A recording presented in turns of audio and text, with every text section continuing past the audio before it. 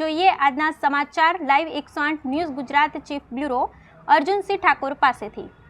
News 108 ચેનલના અહેવાલની જોરદાર અસર। સતલાસણા તાલુકાના ખોડામલી પ્રાથમિક શાળાનો અહેવાલ લાઈવ 108 ન્યૂઝ ગુજરાત દ્વારા પ્રસિદ્ધ કરાયો હતો। લાઈવ 108 ન્યૂઝ ગુજરાત મીડિયા અહેવાલથી જિલ્લા આરોગ્ય તથા શિક્ષણ તંત્ર દોડતું થયું। જિલ્લા શિક્ષણ અધિકારી સહિતના અધિકારીઓ ખોડામલી પ્રાથમિક શાળાની મુલાકાત લીધી અને ગ્રામજનો સાથે બેઠક યોજી। શાળામાં ભરાતા વરસાદી પાણી અંગે વૈકલ્પિક ગટર લાઇન નાખવાની કામગીરી હાથ ધરી। સતલાસણા તાલુકા વિકાસ અધિકારીએ નિવેદન આપવાની ના પાડી ગામમાં અને શાળા સંકુલમાં આરોગ્ય વિભાગ દ્વારા દવા છંટકાવ કરવા આપ્યો આદેશ। હાલમાં શાળા પરિસરમાંથી કાદવ કિચડની સફાઈ કરાવી। રૂમમાં હજુ પણ કાદવ કિચડ જોવા મળ્યો। વધુ વરસાદ આવે તો ગામ લોકોના ઘરોમાં પાણી ઘૂસી જાય તેવી પરિસ્થિતિ। શું કહી રહ્યા છે ખોડામલી ગામના તલાટી કમ મંત્રી મિતેશ પરમાર?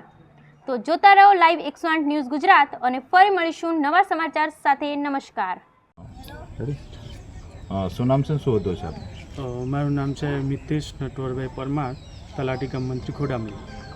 ગામની જે ખોડામલી પ્રાથમિક શાળા હતી તેની અંદર પાણી ભરાઈ જવા પામ્યું હતું, તેને લઈને બાળકોનો જે પ્રશ્ન હતો તેના નિકાલ માટે શું વ્યવસ્થા કરવામાં આવી? જેવા અમને આ ન્યૂઝ મળે અને વિવિધ ન્યૂઝપેપર ન્યૂઝ ચેનલોમાં જે આવ્યું એના અનુસંધાને અમને જિલ્લા કચેરીથી સૂચના મળતા માનનીય ડીપીઓ સાહેબશ્રી, માનનીય તાલુકા વિકાસ અધિકારી સાહેબશ્રી તથા તાલુકા પ્રાથમિક શિક્ષણ અધિકારી સાહેબશ્રી તથા વિસ્તરણ અધિકારી, તાલુકાના એન્જિનિયર અને અમે તથા તમામ સ્ટાફ દ્વારા અહીંયા રૂબરૂ મુલાકાત લેતો શાળાના સ્ટાફ તથા ગ્રામજનો સાથે મિટિંગ કરતો પ્રશ્નનું યોગ્ય નિરાકરણ આવે એ માટે ચર્ચા વિચારણા કરતો શાળામાં જે વરસાદી પાણી દ્વારા કાદવ કીચડ થાય છે એ અનુસંધાને અમે હાલ વૈકલ્પિક વ્યવસ્થાના ભાગરૂપે એક ગટર લાઇન દ્વારા શાળાનું પાણી બહાર નિકાલ થાય એ માટે વ્યવસ્થા કરવામાં આવી છે અને ગામના